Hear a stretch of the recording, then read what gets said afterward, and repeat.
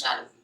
ఘనంగా ముగిసిన 67వ ఎస్సీఎఫ్ రాష్ట్ర స్థాయి అండర్-14 వాలీబాల్ పోటీలు విజేతలుగా నిలిచిన పాలమూరు జట్టు బాలురు.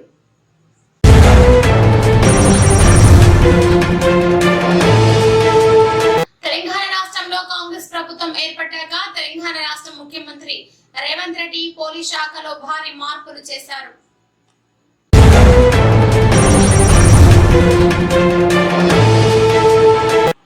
పార్లమెంటుపై దాడికి పాల్పడిన ప్రధాన సూత్రధారి అరెస్ట్.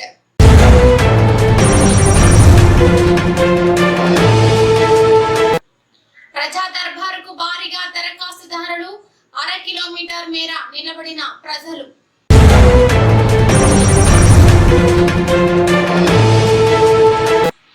ఇక వివరాలకు వెళ్తే, నారాయణపేట జిల్లా కేంద్రంలోని గత 3 రోజులుగా జరిగిన పోటీలు నేటితో ముగిశాయి.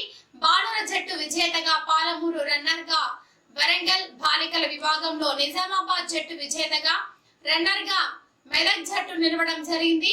నేటి బహుమతుల కార్యక్రమం జిల్లా విద్యాశాఖ అధికారి అబ్దుల్ ఘనీ అధ్యక్షతన జరిగిన సమావేశంలో ముఖ్య అతిథిగా ఉమ్మడి మహబూబ్ నగర్ వాలీబాల్ అసోసియేషన్ అధ్యక్షులు శాంతి కుమార్, సెక్రటరీ చెన్న వీరయ్య, నారాయణపేట జిల్లా ఎస్జీఎఫ్ సెక్రటరీ నరసింహులు, కౌన్సిలర్లు మహేష్, సలీం, బీజేపీ నేతలు రతన్ పాండ్రెడ్డి, రఘువీర్ యాదవ్లు పాల్గొన్నారు. సందర్భంగా ముఖ్య అతిథి శాంతి కుమార్ మాట్లాడారు. ఆట అనేది క్రమశిక్షణతో పాటు ఉపాధ్యాయుడు నేర్పిన మెలకువలతో ఆడితే విజయం సాధిస్తామన్నారు. నేడు ఓడిన వారు ఎవరు కృంగిపోకుండా విజయం కోసం మరొకసారి సిద్ధం కావాలంటూ వారు తెలిపారు. సాయంత్రం జరిగిన మహబూబ్ నగర్ వరంగల్ జట్ల మధ్య పోటీ హోరాహోరీగా కొనసాగింది. మొదటి సెట్ లో 25-23 మహబూబ్ నగర్ విజయం సాధించింది. రెండవ సెట్ లో 26-24 వరంగల్ విజయం సాధించింది. కీలకమైన మూడవ సెట్ లో మహబూబ్ నగర్ జిల్లా జట్టు పుంజుకొని 15-11 మూడవ సెట్ గెలిచి కప్ కైవసం చేసుకుంది. బాలికల విభాగంలో మహబూబ్ నగర్ 3వ స్థానంలో సరిపెట్టుకుంది. ఈ కార్యక్రమంలో పీటీలు రత్నయ్య, రమణ, బాలురాజ్, వెంకటప్ప, సాయినాథ్, శ్రీధర్, వేణుగోపాల్, మౌలాలి, రామకృష్ణ, రవికుమార్, అనంతసేన, రాకేష్, అఖ్తర్, రవీందర్ రెడ్డి, పాషా, పర్వీన్, కృష్ణవేణి,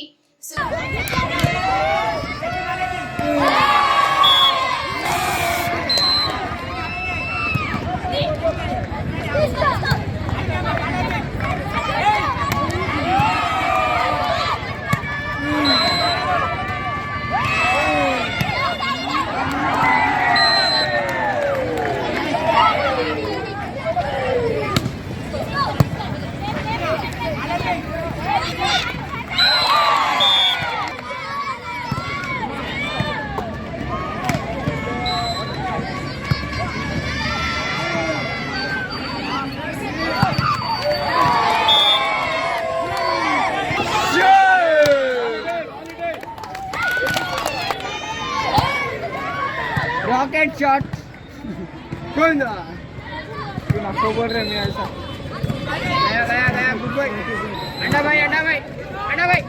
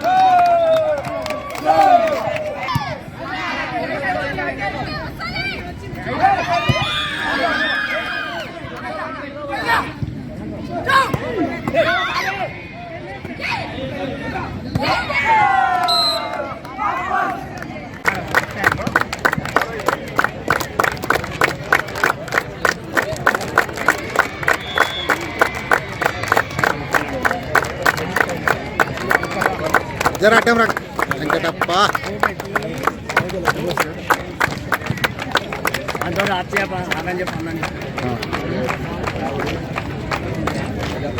సార్ అభిరామ్ సార్ అడు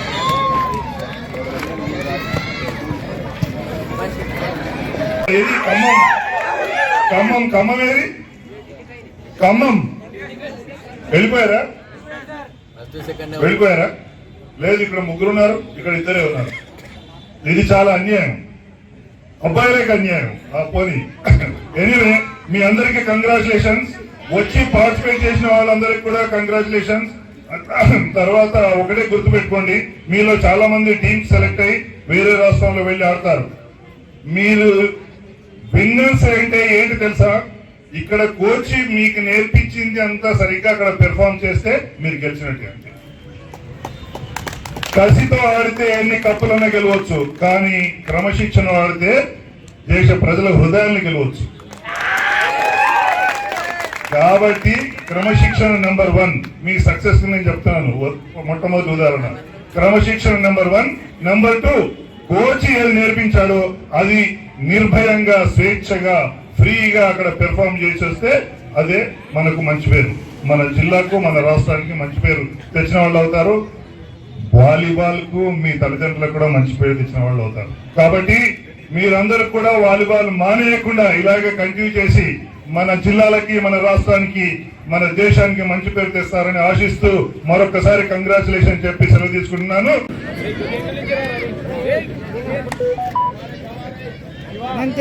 జల్దీ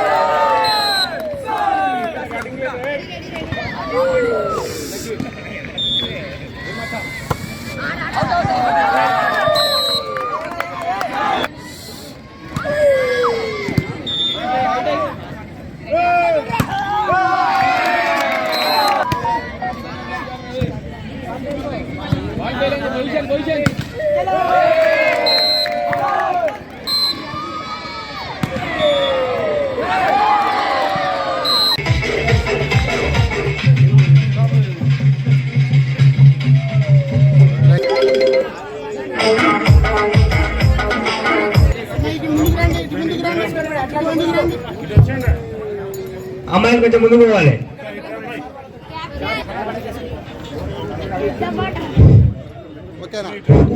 లైన్ రవికుమార్ గారు వేదిక పైన రావాల్సిందిగా కోరుతున్నాం. అలాగే సార్ మాకు దాతరూపంగా ఇచ్చినటువంటి రవికుమార్ గారికి ప్రత్యేక కృతజ్ఞతలు తెలియజేస్తూ తెలంగాణ రాష్ట్రంలో కాంగ్రెస్ ప్రభుత్వం ఏర్పడ్డాక తెలంగాణ రాష్ట్ర ముఖ్యమంత్రి రేవంత్ రెడ్డి పోలీస్ శాఖలో భారీ మార్పులు చేశారు. ఈ నేపథ్యంలో సైబరాబాద్ కమిషనరేట్ కు కొత్తగా వచ్చిన Cyberabad commissioner of police Avinash Mohanty media సమావేశం ఏర్పాటు చేశారు. ఈ మీడియా సమావేశంలో సైబరాబాద్ కమిషనర్ అవినాష్ మహంతి మాట్లాడారు. పోలీస్ వాహనంలో ప్రయాణించే ప్రతి ఒక్క పోలీస్ అధికారి ముందు వాహనంలోని డ్రైవర్ ప్రక్కన ఉన్న సీటులోనే కూర్చోవాలని ఆదేశాలు జారీ చేశారు. ఈ మీడియా సమావేశంలో సిపి అవినాష్ మహంతి అలాగే పోలీసులు ప్రజలకు అందుబాటులో ఉండాలన్నారు.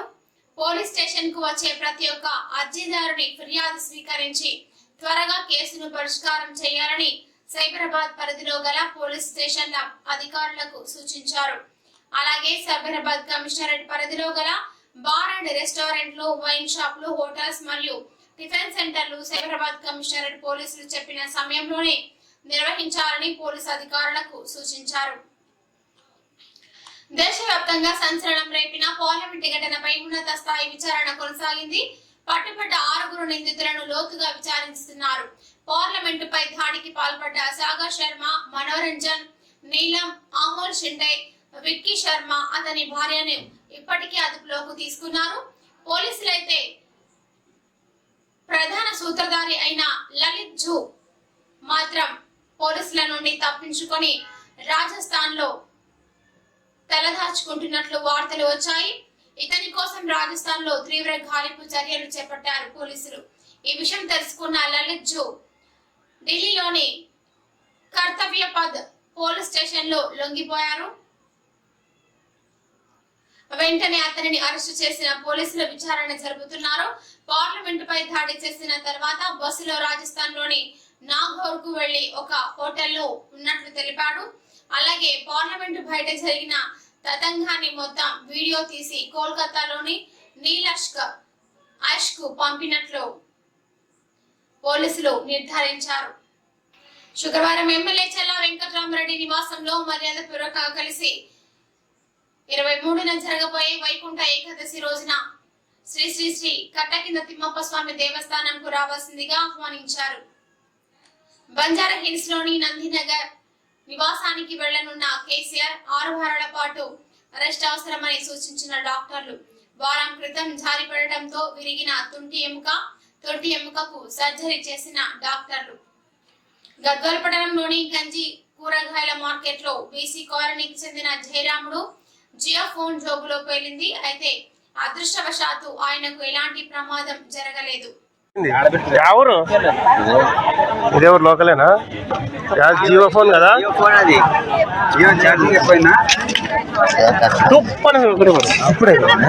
గద్వాల్ జియో ఫోన్ పేలింది ఈ మంచి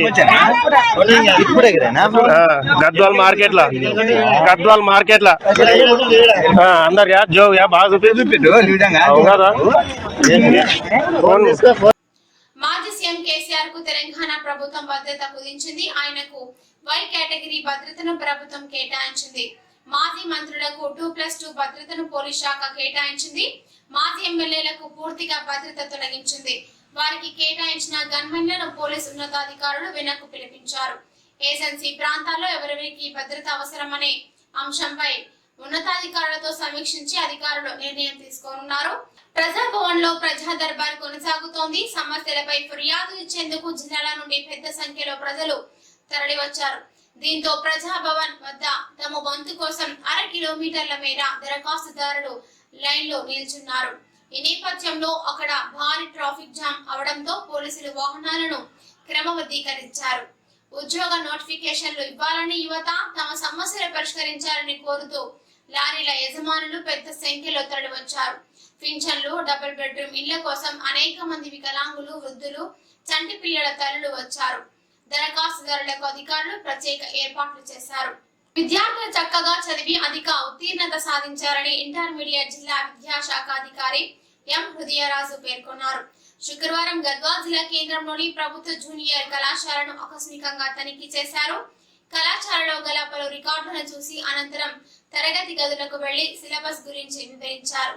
ఈ సందర్భంగా వారు మాట్లాడుతూ విద్యార్థులు ప్రతిరోజు కళాశాలకు తప్పకుండా రావాల్సిందిగా తెలిపారు. ప్రభుత్వ కళాశాలలో ఉచిత పాఠ్య పుస్తకాలను కష్టపడి చదివితే ఉన్నత శిఖరాలు అధిరోహించవచ్చంటూ వారు తెలిపారు. ఈ విద్యార్థికి ఇంటర్మీడియట్ దశ చాలా కీలకమని, విద్యార్థులందరూ పరీక్షల సమయం ఆసన్నమైనందున ఇప్పటి నుండి ప్రణాళికబద్ధంగా చదివి తల్లిదండ్రులకు, కళాశాలకు, అధ్యాపకులకు మంచి కీర్తి ప్రతిష్టలు తీసుకురావాల్సిందిగా ప్రతి ఒక్కరికి సూచించారు. అందుకు కృషి చేయవలసిందిగా తెలిపారు. ప్రిన్సిపల్ జి వీరన్న మరియు అధ్యాపకులకు, విద్యార్థులకు ఎప్పుడు అందుబాటులో ఉండాలని తెలిపారు. ఈ కార్యక్రమంలో కళాశాల సిబ్బంది, అధికారులు పాల్గొన్నారు. గద్వాల్ జిల్లా కేంద్రంలోని ఎమ్మెల్యే క్యాంపు కార్యాలయంలో గద్వాల్ మండలం వీరాపురం గ్రామానికి చెందిన లబ్ధిదారులు మాస్టర్ ప్రవీణ్, సన్ ఆఫ్ లక్ష్మణకు చికిత్స ఎమ్మెల్యే బండ్ల కృష్ణ మోహన్ రెడ్డి తనయుడు బండ్ల సాయి సాకేత్ రెడ్డి వారి చేతుల మీదుగా సీఎం సహాయ నిధి కింద మంజూరైనటువంటి 20 రూపాయల వేల చెక్కును వారి కుటుంబ సభ్యులకు అందజేశారు. సిద్దిపేట కలెక్టర్ గన్మెన్ నరేష్ ఆత్మహత్యకు ఆర్థిక ఇబ్బందులే కారణమని సిపి శ్వేత తెలిపారు. అయితే ఆన్లైన్ బెట్టింగ్ల వల్లే నరేష్ అప్పుల ఊబిలో కూరుకుపోయారని స్థానికుల సమాచారం. ఈ క్రమంలోనే భార్యాభర్తల మధ్య గొడవ జరిగిందని, ఉదయం స్కూల్ కి వెళ్లిన పిల్లలను కోపంతో ఇంటికి తీసుకువచ్చి మరి నరేష్ కాల్చి చంపినట్లు చెబుతున్నారు. ఆన్లైన్ బెట్టింగ్ కోసం నరేష్ 80 లక్షల అప్పు చేసినట్లు తెలుస్తోంది. కొత్తకోట మండల కేంద్రంలోని క్యూఆర్ గార్డెన్స్ లో కొత్తకోట పట్టణ మండల బీఆర్ఎస్ పార్టీ కార్యకర్తల సమావేశంలో పాల్గొన్న మాజీ ఎమ్మెల్యే ఆల వెంకటేశ్వరరెడ్డి ఎమ్మెల్యేగా పరిపాలనలో లేకున్నా ఆలన్నగా ప్రజలకు అండగా ఉంటామన్నారు. ఇది వరకు ఉన్న జిద్దు ఇక నుండి అలాగే ఉండాలే, కార్యకర్తలకు ఎల్లవెల్లల అండగా ఉంటానంటూ అత్యంత స్వల్ప మెజార్టీతో ఓడిపోయామన్నారు. నాయకులు కార్యకర్తలు సమన్వయంగా ఉండి పనిచేయాలని, ఇక నుండి ఆ తప్పు జరగకుండా జాగ్రత్త పడాలని వారు సూచించారు. ఒక ఎమ్మెల్యే పదవి తప్ప అన్ని పదవులు తమవేనంటూ వారన్నారు. రానున్న ఎన్నికల్లో బీఆర్ఎస్ పార్టీ అభ్యర్థులను గెలిపించుకోవాలని వారు తెలిపారు. చూస్తూనే ఉండండి జోగులాంబ టీవీ, ప్రతిక్షణం ప్రజల కోసం.